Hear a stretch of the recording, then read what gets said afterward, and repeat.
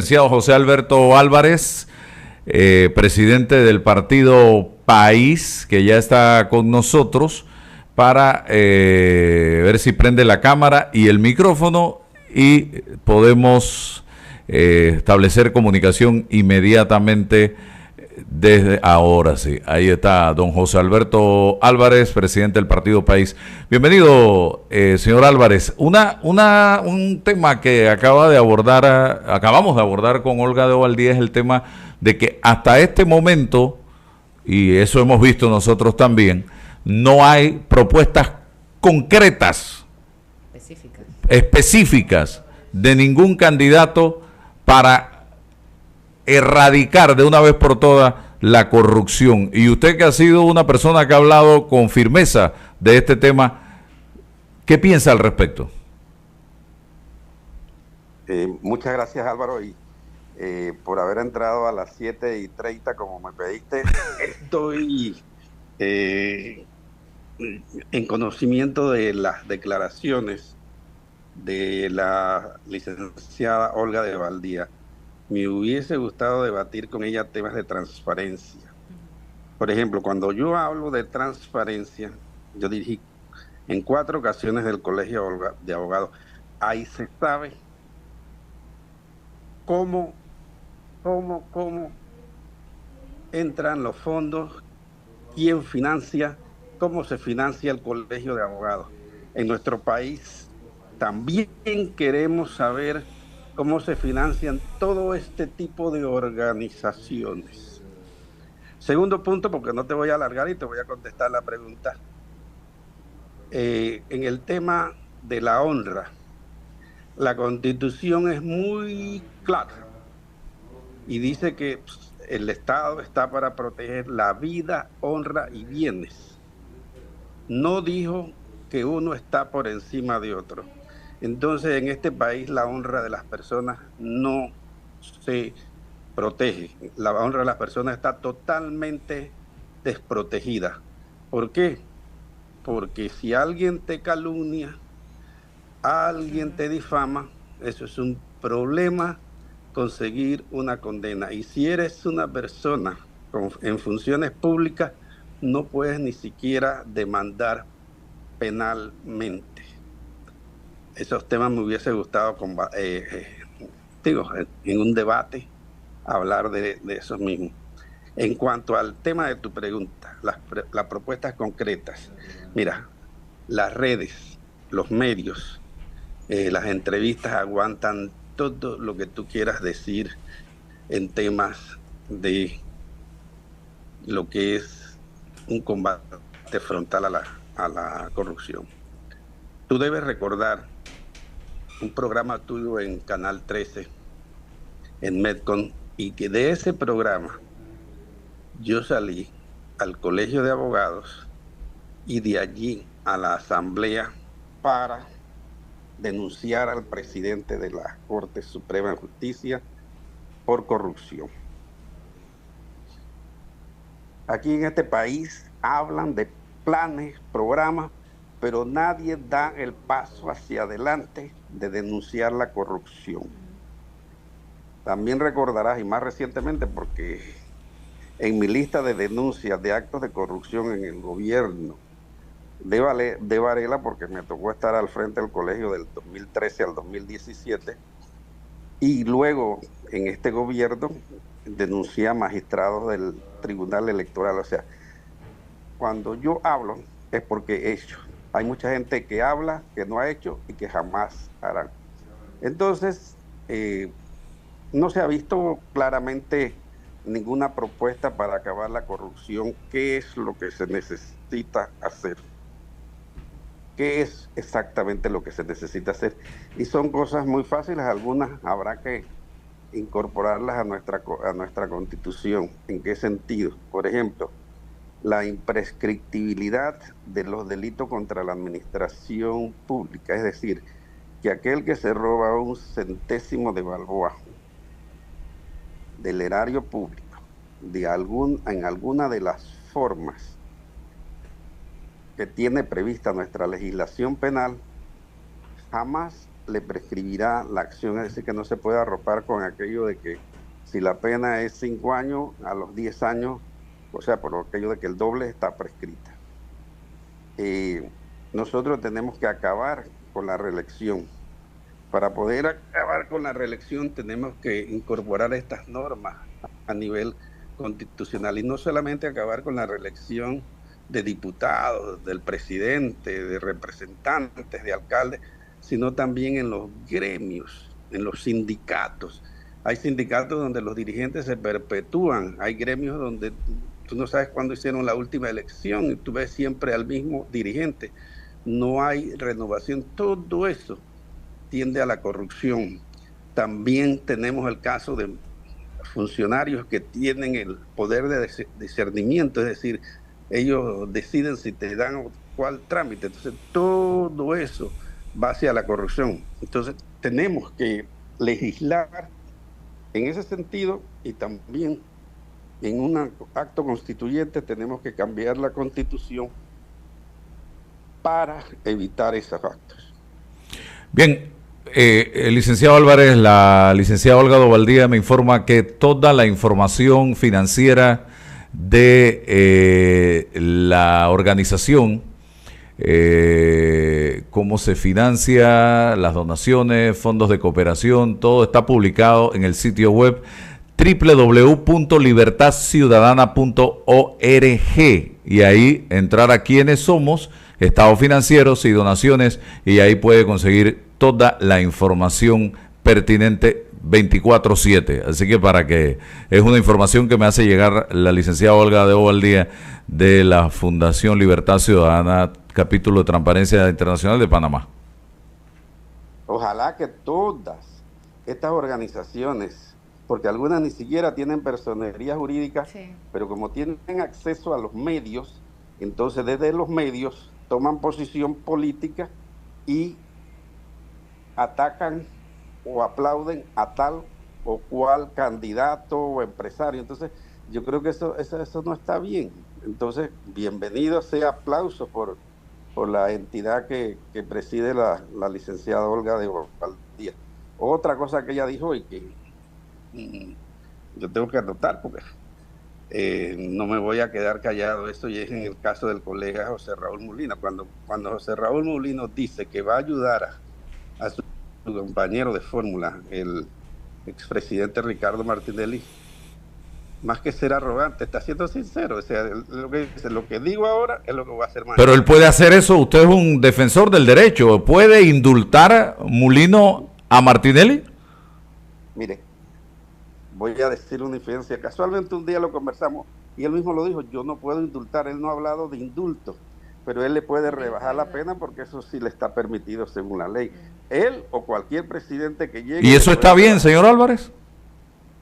Eso es una facultad del presidente de la República. Está bien o mal es percepción. ¿Pero es ético? Es una facultad del presidente de la República. La calificación de ética, sí, no se la voy a dar yo. Yo como abogado le tengo que contestar legalmente. Es una facultad que tiene el presidente de la República. Y lo bueno de Molino en este caso es que no nos está engañando. Pero ¿cómo se puede enfrentar la corrupción haciendo este tipo de cosas? Bueno, entonces si usted me pregunta si eso es bueno o malo, yo le diría, bueno, eso no manda un buen mensaje. Pero el mensaje que yo quiero en este caso, porque yo no soy ni un chiquillo, yo tengo 71 años de edad y he visto tanta promesa que han engañado al pueblo, dame tu voto que te daré empleo, el pueblo unido, tantos eslogan que al final quedan nada. La constituyente, los dos últimos gobiernos la prometieron, no han cumplido, tanta promesa incumplida. Por lo menos, que yo soy una persona que más que hablar hago, yo veo como bueno que José Raúl Molino se revele como lo que es, que él es un amigo de Martinelli. Entonces, ¿qué esperamos nosotros? Que diga que lo va a seguir llevando a los tribunales de justicia. No, el que quiere votar por Molino sabe que eso es lo que él va a hacer. Eso, si es bueno o malo, yo diría que eso no es bueno que que lo diga políticamente, pero para los que son seguidores de Martinelli, le dice, él está hablando no a ti y a mí, él está hablando a los seguidores de Martinelli, y tenemos que ser claros. Y al país lo que tiene que calificar esas declaraciones, Molina, es como unas declaraciones sinceras.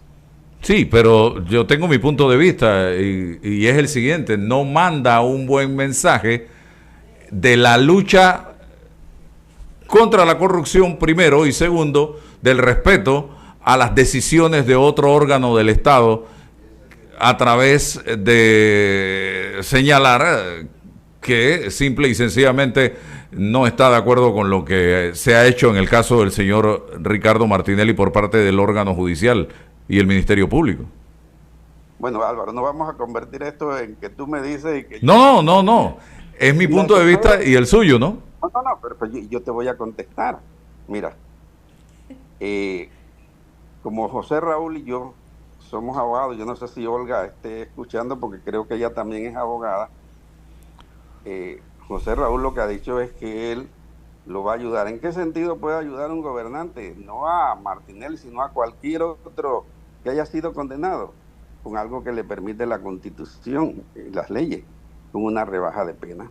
Eso está allí, eso no lo puso él, no lo pusiste tú, no lo puso esta generación, eso viene desde hace muchísimo tiempo y se ha hecho en muchísimas ocasiones.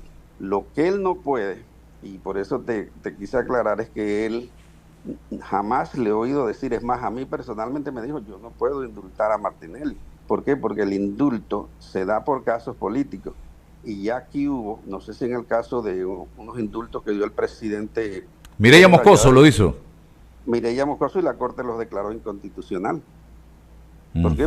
Porque la Constitución es muy clara. Los indultos solo pueden darse en casos de delitos políticos. Y los delitos por los cuales está condenado el señor Martinelli son delitos comunes. Es decir, por esos casos no cabe el indulto. Licenciado, igual también podría concederle el salvoconducto que está solicitando la embajada.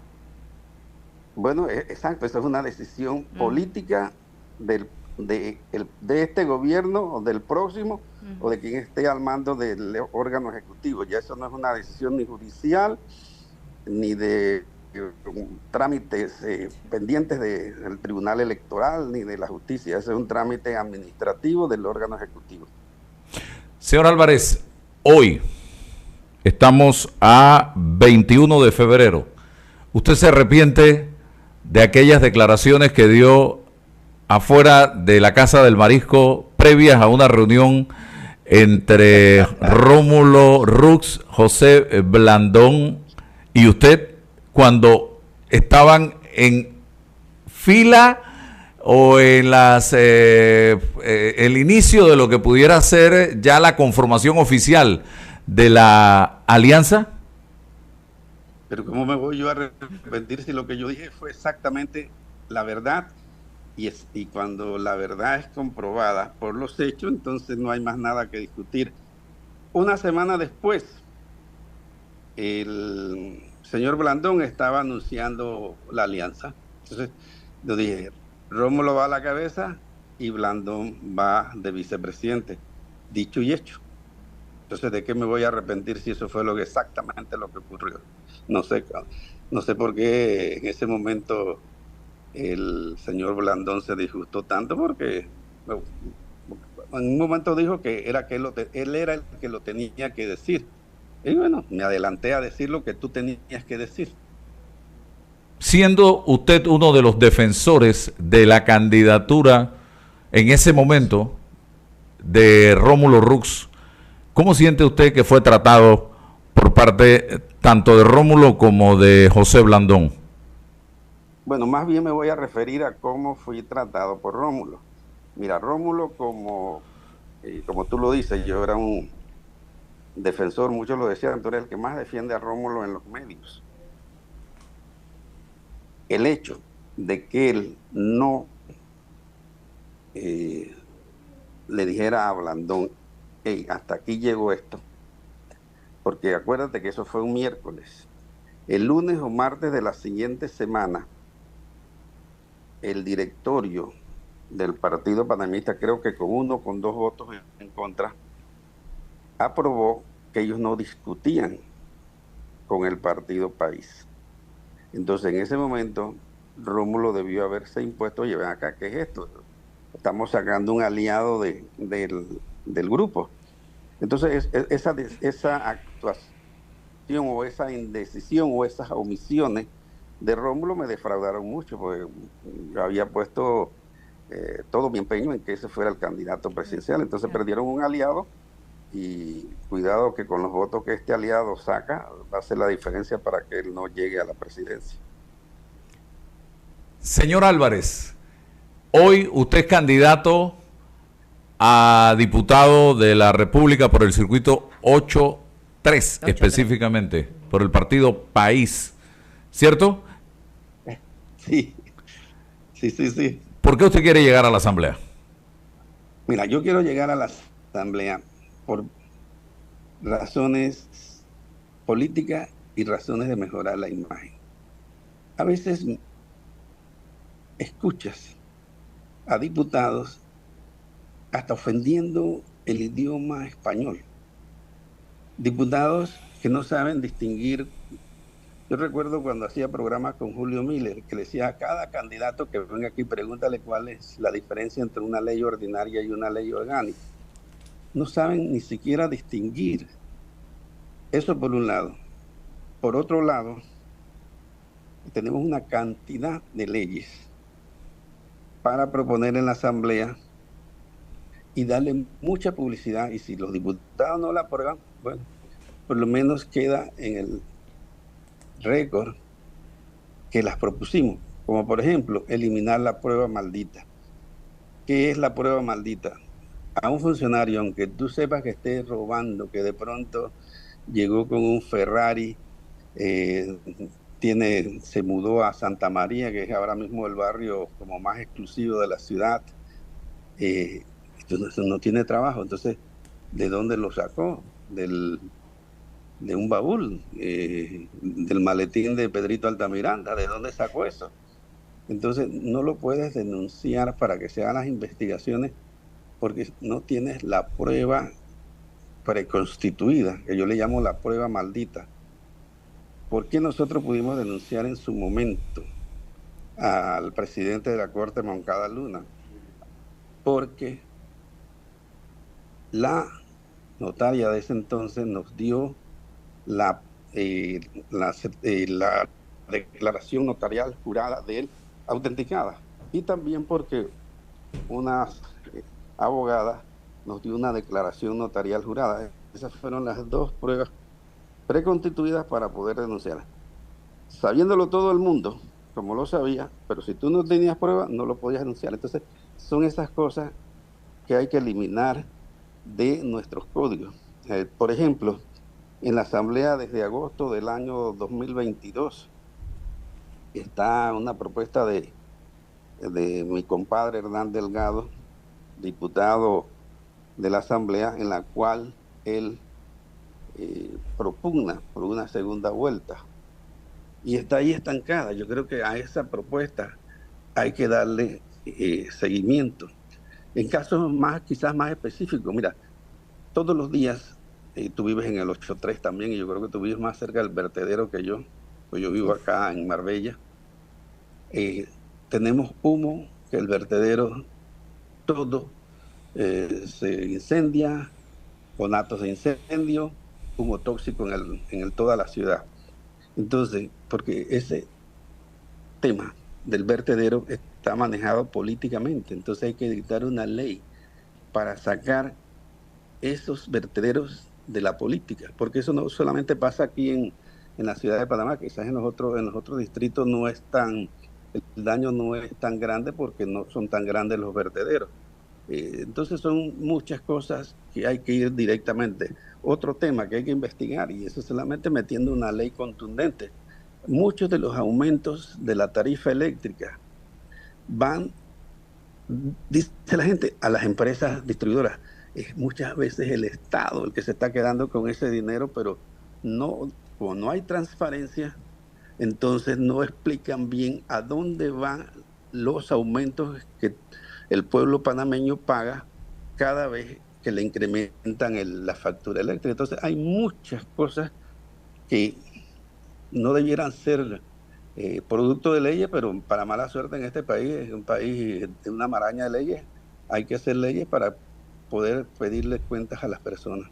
Licenciado, buenos días. Lisbeth Lescano le saluda. Bueno, su valoración en torno a las declaraciones del diputado Raúl Pineda ayer en la Asamblea Nacional en torno a cuánto más o menos cuesta una curul o cuánto tienen que invertir para ser electos. Y esto se lo hago no solamente como profesional, sino como aspirante a una curul en la Asamblea Nacional. Esa es la primera pregunta. Y la segunda, ya que ha mencionado algunos temas por los cuales usted se inclinaría de ser diputado electo, me gustaría saber cuál es su posición acerca de un cambio constitucional.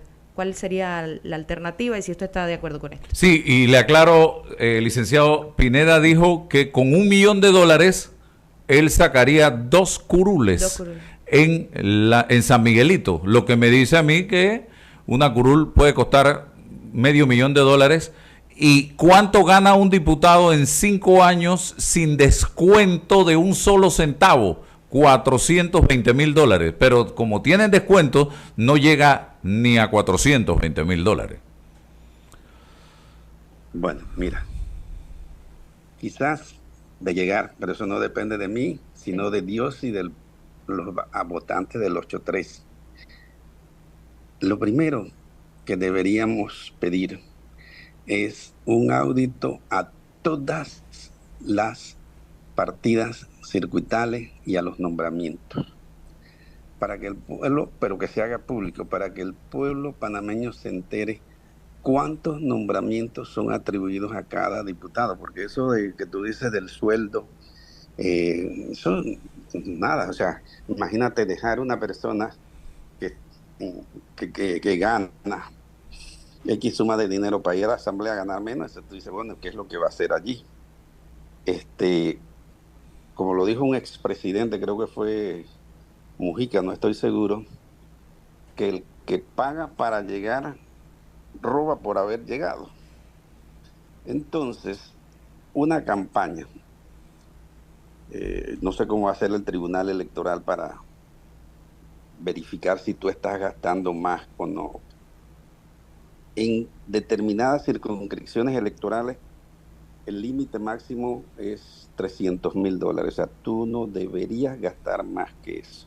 Y todavía creo que eso es un tema muy alto. Es más, yo creo que en las campañas políticas se debe prohibir el financiamiento privado para que el tribunal sea el único que regule la plata que vas a usar en campaña, y cada donación de cada gorra, de cada bicicleta, de cada silla de rueda, de cada bastón debe ser verificada por el Tribunal Electoral. Y como dice la norma, pero como no castigan a nadie, si te pasas de la suma máxima que tiene la legislación electoral, pierdes, si eres el candidato a diputado, la curul, el representante, alcalde. Pero la gente se pasa, mira, a nivel presidencial solo se pueden hacer gastos con los fondos públicos, no hay donaciones privadas, hay donaciones para el partido, pero no para la campaña del presidente. Entonces, yo creo que lo que dijo Pineda, si dijo que con $1 millón saca 2 diputaciones a $500,000 cada una, yo creo que se está sobrepasando los límites que permite el código electoral, pero no pasa nada en este país. La otra pregunta, ¿cuál era que hizo? Sí, el tema de la Constitución, así es. Mira, este tema hasta me trae a lo interno del partido ciertas preocupaciones. ¿Por qué? Porque yo, desde que tengo uso de razón política en este tema, he propugnado por una constituyente originaria. Y así lo va a decir mi publicidad. Yo no creo en la constituyente paralelo o para pendejos, esa de que amputada, que según el artículo 313 o 314 de la Constitución Política, que una constituyente en esos términos no puede hacer esto, no puede hacer aquello, no puede hacer esto. Es la constituyente del no puede. Además, mira, los 3 métodos que tiene ese artículo de la Constitución hablan de una ley. O se hace a través de la recolección de firmas, pero una ley. O se hace a través de una iniciativa legislativa con una mayoría supercalificada, una ley. O se hace a través de una propuesta del órgano ejecutivo, pero una ley. Entonces, las 3 tienen que pasar por la Asamblea. ¿Tú crees que la Asamblea va a crear restricciones, como por ejemplo, ningún candidato a constituyente que sea electo podrá ocupar cargo público por los próximos 10 años, ni por elección, ni por nombramiento? No, ahí tú quitas como al 75% de las personas. ¿Ningún diputado puede ser constituyente? Si renuncia a la diputación, sí. Y si pierde, perdió la diputación también. Sí, porque la constituyente tiene que hacer en el periodo. Y si tú, por ejemplo, yo, pues vamos a poner el caso, sincero, a mí me dicen, ¿quieres quedarte en la Asamblea como diputado o quieres aspirar a ser constituyente? Yo renuncio y aspiro a ser constituyente. Otro requisito, no tienen sueldo. Otro requisito, no pueden entregar ni un suéter ni una gorra que indique que quieren ser constituyentes. Es decir, toda una serie de restricciones que las tenemos mentalmente, la Asamblea no las va a poner. Entonces, ¿cuál es el método de hacerlo? El artículo 2 de la Constitución muy claro. El poder público emana del pueblo. Entonces, el presidente de la República y su consejo de gabinete, en un acto soberano, firma un decreto llamando a una constituyente. Y ahí se fijan estas reglas.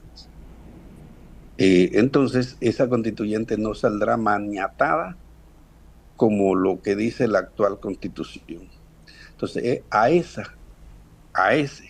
tipo de constituyente, para que nos dé realmente una constitución sin amputaciones, es a la que yo aspiro.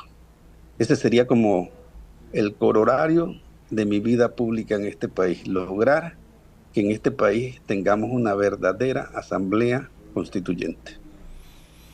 Bueno, don José Alberto Álvarez, gracias por estar con nosotros en la